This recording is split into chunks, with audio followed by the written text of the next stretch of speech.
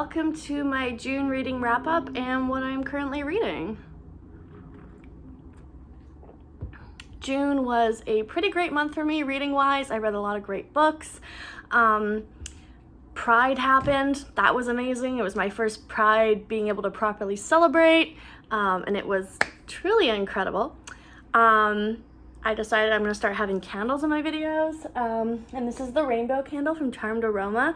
It smells amazing. It smells very fruity, no pun intended. And yeah, let's get started.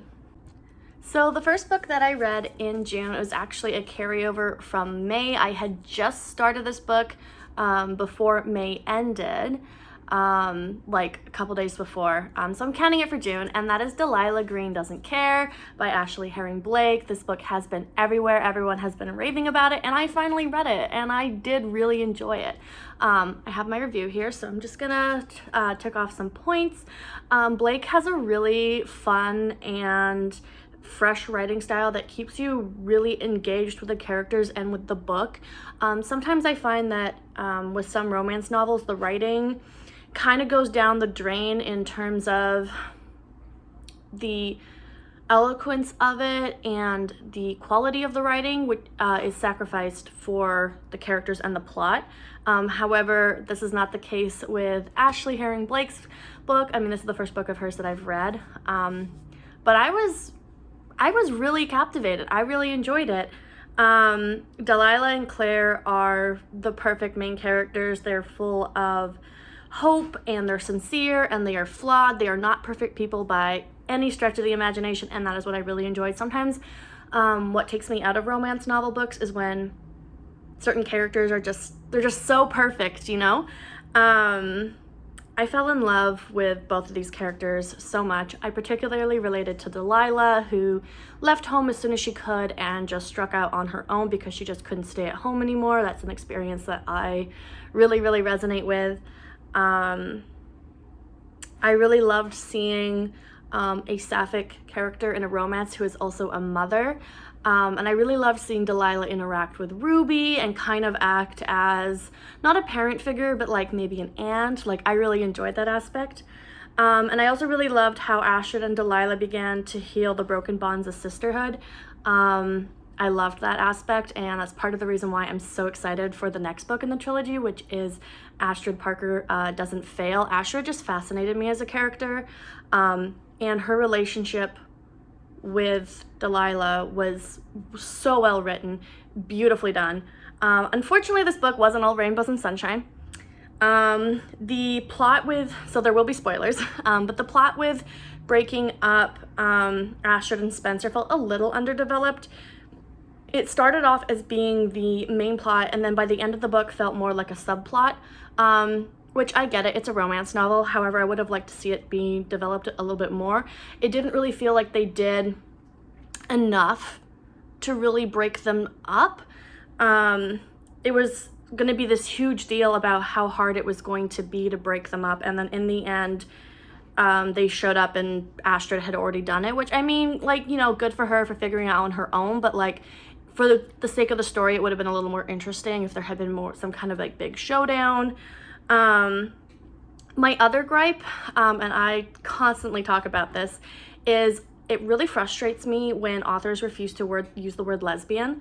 Lesbian is not a dirty word. I feel like I'm saying this all the time, and I will say it until I'm freaking blue in the face. Lesbian is not a dirty word, and unfortunately, Ashley does not use the word lesbian to refer to Delilah, even though Delilah is a lesbian.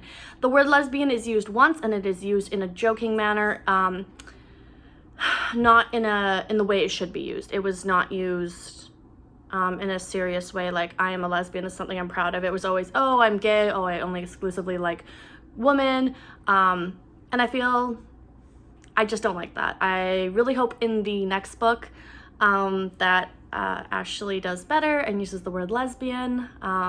But other than that, I really did enjoy this book. It was a 4 out of 5 stars to me, and I am just so excited for the next book.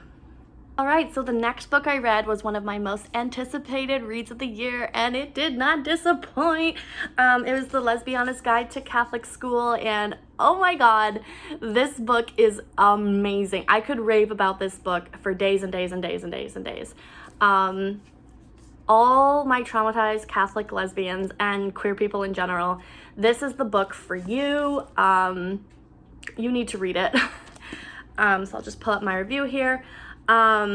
This book made me laugh and cry. It was incredibly cathartic for me.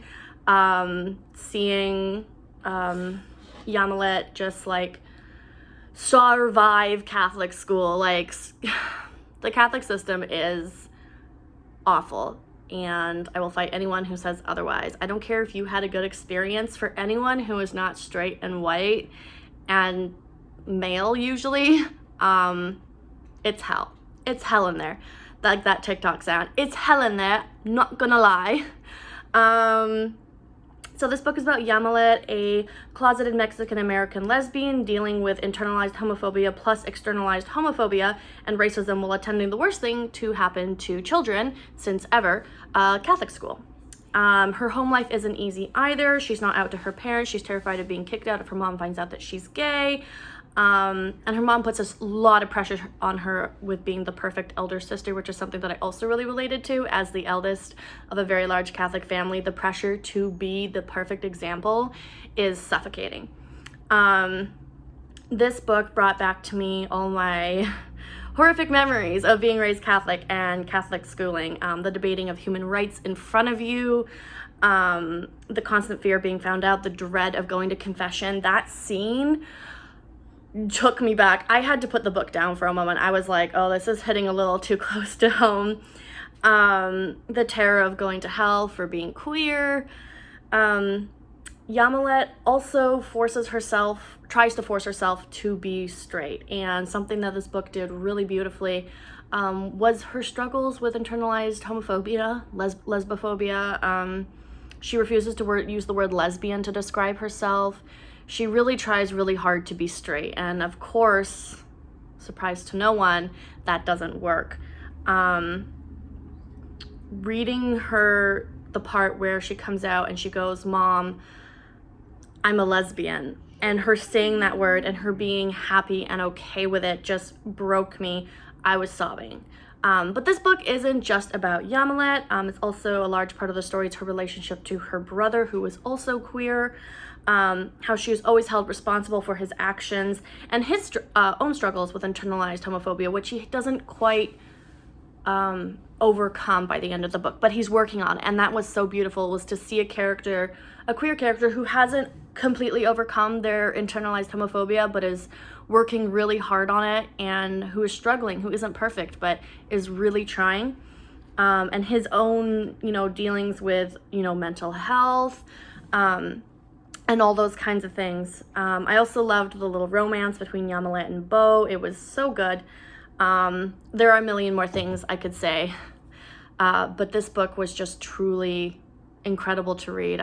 Not a single part of it disappointed me. I will be reading whatever Rays puts out next. This book is just, the cover is gorgeous too, and if you're Catholic, you will understand the imagery of she's posing not like the Virgin Mary, but it's very common to see the Virgin Mary with the rays going out behind her, and the roses are also symbolic of the Virgin Mary. Just little tidbits there that really was that's so cool.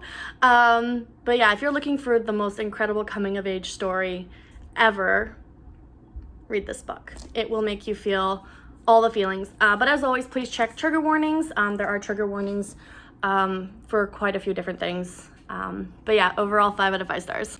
Next, we are getting into some of the advanced reader copies that I read this month. The first one is Home Field Advantage. This is my copy that I just bought today. I had an ebook copy from NetGalley, and if you are looking, first off, for the quintessential sapphic high school rom-com, this one is for you. I don't know if any of you were around on sapphic lesbian Tumblr back in the day, but there was this photo that circulated of this female quarterback with a blonde cheerleader doing her ponytail, and it was said that they were girlfriends. And the author was inspired by that photo to write this book. And I remember seeing that photo back in the day and being like, oh my God, I need a book or a movie about them. And now I have it. This book was so good. It was also on my most anticipated reads of the year, and it also did not disappoint. I was a little nervous that it wasn't going to live up to my expectations, just because I've been finding recently that some young adult novels just aren't for me anymore, and that's okay because I am 21 now. I'm definitely moving more into adult books. I will always have a place in my heart for young adult novels, especially queer ones. But I was worried that it wasn't quite going to hit the mark for me. But it did. It made me honestly a little sad that I didn't have that high school experience. So let's see here. Home Field Advantage is about Jack Walsh. She is a female quarterback, and she has moved to a new school to play quarterback for this school's team. Everyone, however, hates her for it because the previous quarterback, who was a jerk, by the way, died tragically. And so they kind of see her as usurping his place, and so they treat her really horribly for it. And then the other main character is Amber, and she is a closeted polysexual cheerleader. Also, that's the first book I've ever read with polysexual rep, so that's really cool. She really wants to be cheer captain, so because of that, she cannot come out. No one can know that she's queer. She has to be the perfect cheerleader so that she can achieve her goal of being cheer captain. However, something about Jack pulls her in, and she finds herself unable to stay away, and she also finds herself unable to participate in the plans to bring Jack tumbling down. This book got so many things right, from the discussions about the ethics and how horrible it is to out people, to the aspects of being closeted, to the beautiful and sweet butch femme dynamic that Jack and Amber had going on. I have never read a young adult novel with a butch femme dynamic. We need more of this. I literally ate this book up. I need 5 more of them, like, immediately. There were a few subplots in this book, but mostly it was about their relationship, and I just really loved that. It felt like reading a cliche of every high school movie ever, but make it gay, which automatically makes it a 5 out of 5 stars. I also really enjoyed the writing style. It was really easy for me to read, but not in a way that felt like badly written. You know what I mean? Like there's books that are really easy to read, but the writing is bad. But then there's books that are really easy to read, but the writing is good. And that is this book. Jack and Amber were great characters. They acted and made decisions like teenagers would do in real life. And that's something that I really like, is when you read a young adult book and you're like, okay, yeah, no, these characters are believably teenagers. That's something that I have a problem with a lot of media directed towards teenagers. And something that I felt a lot when I was a teenager. I was like, we don't act like this. Like, this is so unrealistic. But Jack and Amber are very realistic teenagers, and I really, really liked that. They had flaws. Amber, she's a bit selfish, but you know what? That's allowed, considering everything that she's had to deal with.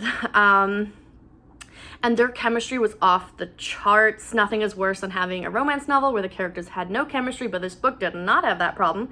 But yeah, this book is going to be living rent-free in my brain for the foreseeable future. I need a movie and 25 more books, please and thank you. That would be a great Christmas present. But yeah, if you're looking for a really fluffy, short, it's very, very short, romance novel, highly recommend this one. I was so worried it wasn't going to live up to my expectations, but it did, and it blew them out of the water, so 5 out of 5 stars. Next up, I might have a little bit of a controversial one. While I did say that most of the books I read this year were good, unfortunately, there always has to be one bad apple, and for me, that was out of the blue. I was sent an ARC by HCC Frenzy, so thank you for them for sending me this copy. Wasn't for me, and I will explain why. So I have a lot of thoughts and feelings about this book, and most of them are not positive, but let's start with the positives. I had zero expectations going into this book, as it's not normally something that I would read. However, it had non-binary representation, and I was like, you know what, sign me up. I always need more non-binary representation. And I've also never read any book by Jason June. The one that's on the shelf is my girlfriend's. It is not mine. So I had no expectations. I had no idea what the writing style was going to be like. I had no idea, zilch nada. The premise seemed cute, and again, always here for a good non-binary representation. I think I'm an outlier when it comes to this book. I've seen a lot of 4 and 5 star reviews. Yeah, I think I'm going to be like the outlier on this one. If you were thinking of reading this book, please don't let my review dissuade you from trying this book. These are just my personal thoughts and opinions. Every book has something for everyone, but not every book is for everyone, if that makes sense. There are going to be some spoilers, so just warning. The 3 things I did love was the non-binary representation. The way Crest explained how gender works for merfolk was really, really cool. I love how all mermaids are just inherently non-binary. That was really cool. I wish it had been explained like a little bit more, but it was really cool. It was nice to see some positive fat representation in the character of Sean. So often queer characters are pigeonholed into being super thin / model types, but that obviously does not reflect reality. As on the plus size side of things myself, it always makes me really happy to see plus size queer representation. So I'm glad to see a YA book that shows the young Achillean gays out there that being fat isn't something that's bad or ugly. It's something that is positive, and there's nothing wrong with that. Sean is shown to be attractive to Crest, not in spite of being fat, but because he is. He's strong and big, and Crest loves that about him. I liked the realistic ending. So if you were going to read this book, spoilers, mute it for the next little bit. Obviously, because these characters are quite literally 16 years old, they would not be staying together, and so they didn't. I definitely would have been rolling my eyes a little bit if they had and Crest made the decision to stay forever on land for a guy that he knew for a month. Would have been incredibly unrealistic. So I do applaud Jason June for giving it a realistic ending, at least. However, Out of the Blue felt simultaneously juvenile and too mature at the same time. Jason June should be writing adult romance. She can't write young adult, in my personal opinion. The characters were all over the place in terms of personality, which rendered them pretty bland, and honestly, I didn't like any of them as people. The book literally felt like reading a new adult romance, but then all the characters were made to be teenagers and set it in high school. The book would have been way better if it had been set in college and the characters were aged up to be in their early 20s. The book is also weirdly explicit for a young adult book set with 15 to 16-year-old characters. I'm the first person to be advocating for safe, proper, and queer inclusive sex ed, especially in books, because obviously that's where a lot of teenagers get their ideas about sex from. But I did not find it to be appropriate in the case of this book.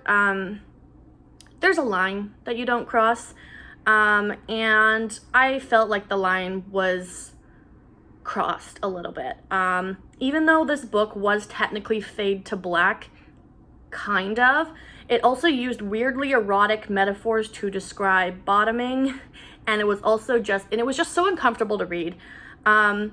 Also, why are 16-year-olds describing themselves as a bratty bottom? That part really did not make me feel comfortable at all. You're 16, you should not be using that kind of language. And the whole plot with Sean's best friend was just not good. Her apology was terrible. She was a bad friend, even if her intentions were good, and then it felt like it got brushed over and basically forgotten, and everything was all hunky-dory again, even though she did some pretty nasty things and went behind Sean's back. I also hated the cheating plot. Why do queer rom-coms always have to include cheating? Why? Haven't we moved past this need to include cheating in queer books. I feel like it happens a lot, especially when it involves bisexual characters. It's just a no for me. Crest and Sean's relationship just felt toxic, and they were terrible for each other, which, granted, they are 16, so it's not going to be like a mature, healthy-ish relationship, but they just really were not a good fit for each other. And I was very disappointed that I didn't love this book. As again, from the premise, you know, it should have been something that I would have at least enjoyed. Mermaids aren't my favorite thing, but I do enjoy a good mermaid story now and then, so it's not something that I should have completely disliked. 2.5 stars. I've added half a star for the non-binary representation and the other things that I did like. But again, this book just felt like someone took what should have been a college story and just shoved the characters into younger ages and high school.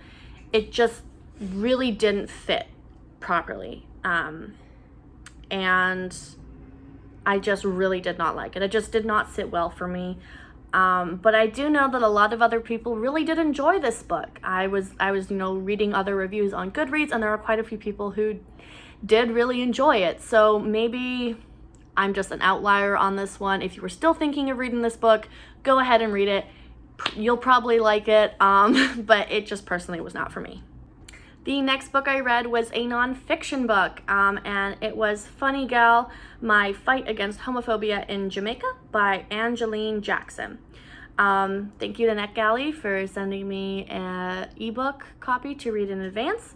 To start off with, this book is very heavy on trigger warnings included, but not limited to corrective rape, homophobia, and conversion therapy. So Funny Gal is the incredible story of Black Jamaican lesbian activist Angeline Jackson. It's written in an alternating pattern of chapters describing her childhood and then the story of her assault. Angeline weaves a story of faith, resilience, and strength, and what it's like to be a young Black lesbian. This is not the kind of book that you critique or rate, although I did give it 5 stars on Goodreads to help the rating system so that other people can find it. This is the kind of book that you read and sit with, letting the words steep in your head like a cup of tea. This is the kind of story that teaches, that heals, that reaches out and touches your soul. Angeline's perseverance in the face of rampant homophobia, her determination to keep her faith, is truly inspiring. Her story of her first memories of attraction towards girls, her first brushes with the lesbian community in Jamaica, history lessons with her father on Jamaican history, how colonialism is the direct cause of homophobia, finding community, and her horrifying experiences as a Black lesbian in a homophobic world that would do anything to tear her down. This book covers it all. I highly recommend it. It was a very short read. I read it in about one afternoon, and I finished it and I just sat there in shock. It was truly incredible. It seems that LGBTQ memoirs are now my thing. I loved We Have Always Been Here by Samra Habib, which is another LGBTQ memoir. It's a queer Muslim memoir, and I loved it. I annotated it. And now I really, really loved and enjoyed Funny Gal. I need to get a physical copy of it so I can go back and read it and annotate it. But it appears that queer memoirs are now my thing. So if you have any queer memoirs to recommend, please let me know in the comments down below. But yeah, this book was truly amazing. I can't recommend it enough.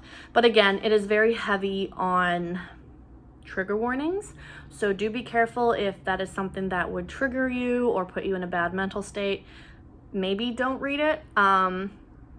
But if those are things that you think you can handle, absolutely give it a read. Highly recommend. Okay, so the next one is one that I buddy read with my girlfriend. She finished it before me, that doesn't happen very often, but it did. And that was The Lucky List by Rachel Lippincott. Back in May, I read She Gets the Girl, and it was a 4-star read for me. I did really enjoy it. And The Lucky List was also a 4-star read for me. I also really enjoyed it. It's a beautiful look into grief, loss, finding yourself, and being brave enough to take the steps into being yourself. Emily is such a great character, and her character arc was fantastically written. Blake and her make such a cute couple, and their chemistry felt really real. Something that I've noticed now that I've read The Lucky List and She Gets the Girl is that the author likes to end books right when the characters finally get together. Personally, I did not like that in She Gets the Girl. I would have preferred if they got together, like, not right at the end, but like a little bit before, so we could have had a couple chapters of them, you know, being together. But in this case of The Lucky List, it did work really, really well. It was a really short, sweet novel that I would recommend everyone read. It was really, really poignant and really just touched me and made me laugh, made me cry a little bit. I actually did cry at the end. It was the kind of book which gave, so there's a specific kind of book that when it ends, Don't You Forget About Me from The End of The Breakfast Club plays in my head. It's a very specific feeling, and it's hard to describe. But this book gave me that feeling. It was like freeze frame, and then Don't You Forget About Me playing. And I loved it so much. 4 out of 5 stars. I did want like a little bit more from it. It was a little too short. But overall, it was really, really great. And finally, the last book that I read in June and I finished literally on the last day was I Kissed Shire Wheeler by Casey McQuiston. Mean sapphics, teen angst, queer romance, and queer teens surviving the Bible Belt mixed with queer joy. Sign me the hell up. I still have not read Red, White, and Royal Blue. I tried. I got like 2 chapters in. I don't think it's for me right now, probably. Everyone knows One Last Stop is on one of my all-time favorite book list. I love that book so much. So I was very interested going into this book to see how I would feel about it, considering that A, it's a young adult romance, and B, I did not finish Red, White, and Royal Blue, but I loved One Last Stop. I have not DNF'd Red, White, and Royal Blue. I'm probably going to go back at some point and try and read it again. Because I feel like it was more my fault than the book's fault, but could be wrong. So I was very interested going into this book to see if I would like it, and I ended up really, really enjoying it. Casey really knows how to write a young adult coming of age story. They really do. This book was beautiful and it was messy. Chloe and Shara were the messy, morally gray sapphics that we needed. I know a lot of people have been going, oh, but I hated Chloe. Oh, but I hated Shara. That's the point. They are teenagers. They are messy. They make mistakes. They are obsessed with each other. That's what teenagers are like. That is realistic. I loved how obsessed they were with each other. It felt very realistic. I remember not being that obsessed with girls growing up, but definitely having a little obsession with certain girls growing up and chalking it up to rivalry or, you know, friendship. This book has proved to me that McQuiston really knows how to write queer ensemble casts of characters. They do such a good job. That was one of the reasons why I loved One Last Stop so much, was the ensemble cast of queer characters and that found family aspect, which you really, really get in here. I adored seeing all the characters finding themselves, because at the spoilers, but at the beginning of the book, you really kind of think that certain characters are the dumb jock, the moody, you know, indie soft boy. You think that they're straight. You don't think that they're queer. Come to find out, they aren't. It was just really beautiful to see these characters come into their queer identities and truly discover themselves, all because of Shara and her little plots. Chloe reminded me of a lot of myself when I was that age, and I related to her a lot. Overall, this was a really healing, fun, wild rom-com that made me smile, made me giggle, gave me a little bit of flashback to Catholic trauma, because they do attend a Christian high school. I don't feel like I need to say more than that. Overall, this was a really great novel. The beginning was a little bit slow, which is why I only rated it a 4 out of 5 stars. Actually, no, sorry, 4.5 stars. I took half a star off because the first little half of the book had me going, eh. And then once I kind of hit the 4 or 5 chapters in, I was invested. But it took to that mark for me to be like, okay, this is something that I am truly invested in. And the ending of this book was another don't you forget about me moment. And so was the Lesbians Guide to Catholic School. Those 3 books ended with that freeze frame and that song playing, and just, I loved it so much. Yeah. All right, so let's get into the books that I'm currently reading. I have not set a TBR for myself for summer, for July. I'm just kind of seeing where my moods take me. I'm very much a mood reader. So right now I am reading Epically Earnest, which is a retelling of, what's that Oscar Wilde book? The Importance of Being Earnest by Oscar Wilde. I did read The Importance of Being Earnest at some point when I was doing literature courses, but I don't remember it at all. However, I am enjoying it so far. It's pretty good. I'm only about 30% of the way through, so I can't really say too much about it yet.